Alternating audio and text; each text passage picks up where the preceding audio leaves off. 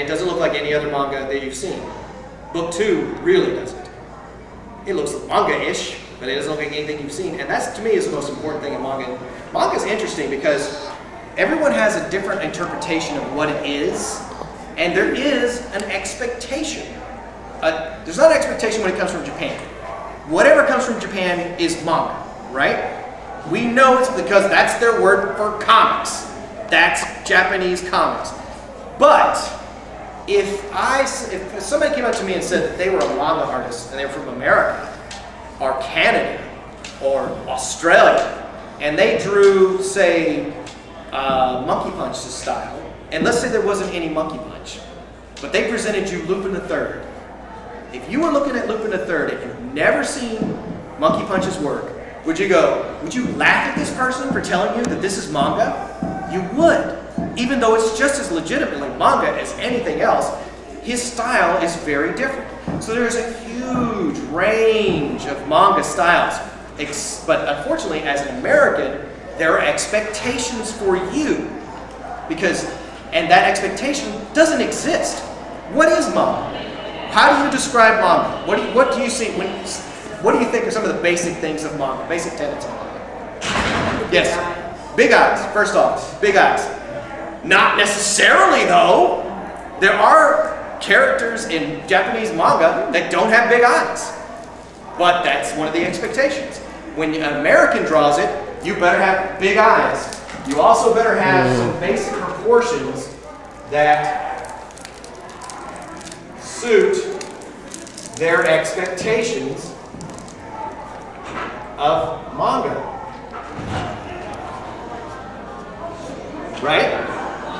You have to have the eyes a certain way. There has to be big, about this size of eye. There has to be 3 eyes long. Of course, that's it for everything too. Tiny nose, right?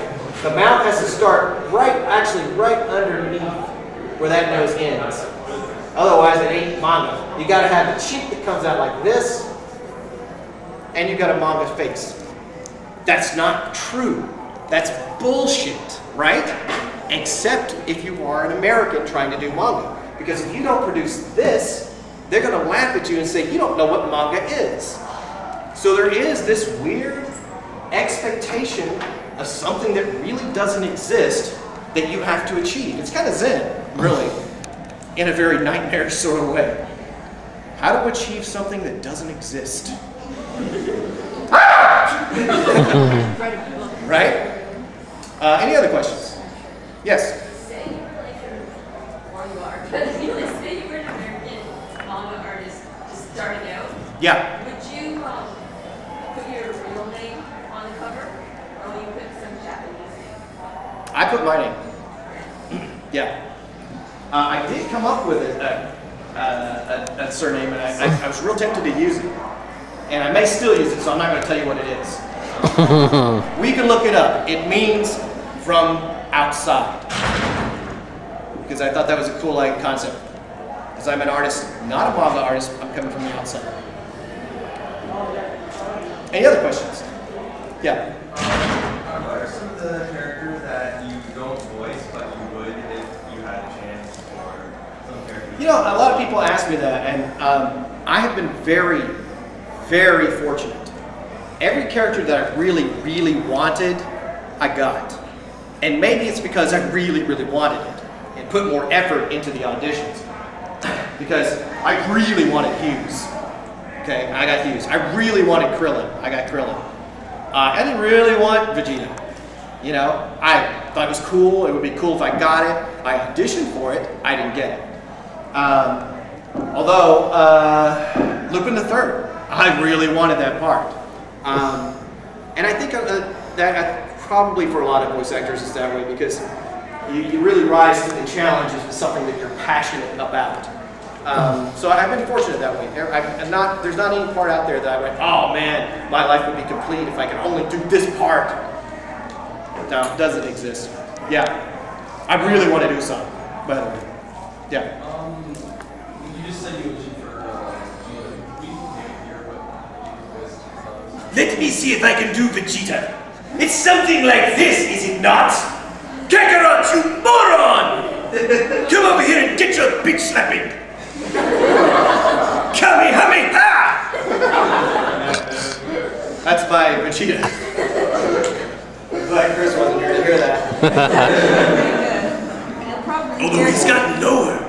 Have you noticed? As the years progressed, Vegeta now talks like this.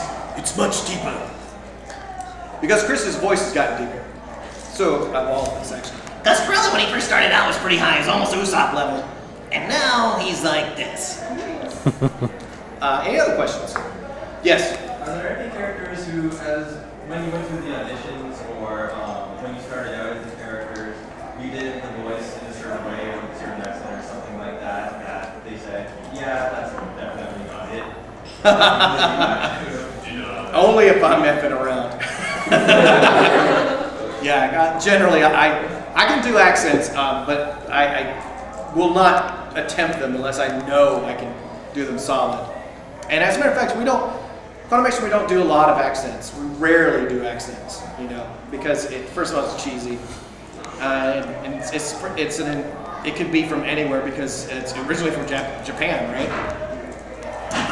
We definitely try to stay away from Southern accents because we're Texans. And we start producing something that sounds Texan, the first thing you're going to say is, that's because they're in Dallas. That's why it sounds like that. So we don't do that. Although my mother still talks like that. Well, there was one character. And she voted for Bush.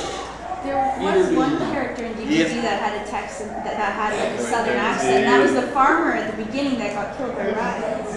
That was okay. He was a farmer. Yeah, he's a farmer. He's a bit part, and he was killed quickly. Yeah. Any other questions? No, he wasn't really killed. He was knocked out. Yeah, that's right. Sent to the home for infinite losers. I mean, what the home for infinite losers were they thinking of?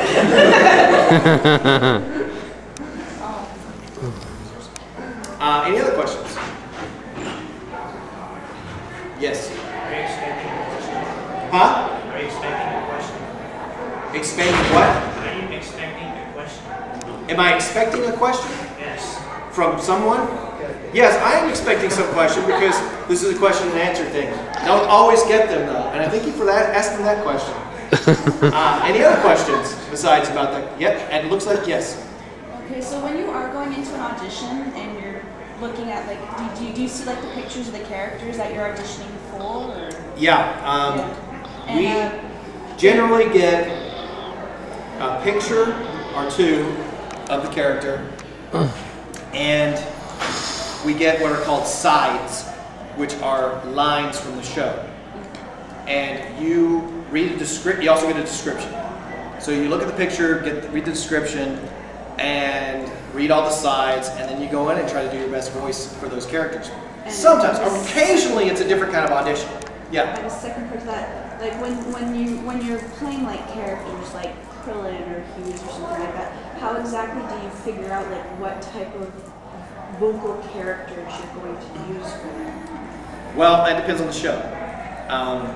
With Krillin, I actually had to sound originally like Terry Clausen, who was from the Ocean Group version, because Funimation was using Ocean Group until they moved to Texas. When they moved to Texas, they had to recast the show, so they were trying to find basically mimics who could sound like the original cast, so there wouldn't be too much of a transition, bumps in the transition. Well, the Terry Clausen voice, I actually was able to do pretty good. My voice is kind of hoarse now, but it sounded something like, "Hey Goku, wait up! Hey you guys, what are we gonna do?"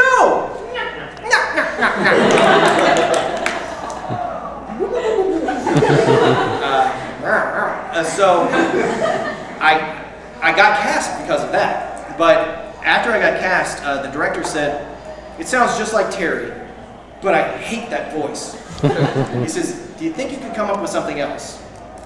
So I actually went back, I read the manga, and that was like, because I knew it was out there. Actually, Gen had like the whole series. So I asked him if I could borrow it. I read it, and once I read it, I knew this character a little better. And I was actually able to research it, which as a theater actor, that's my favorite thing of doing my job, is researching the character and creating this character. So, you know, to be a mimic kind of was a setback for me as an actor.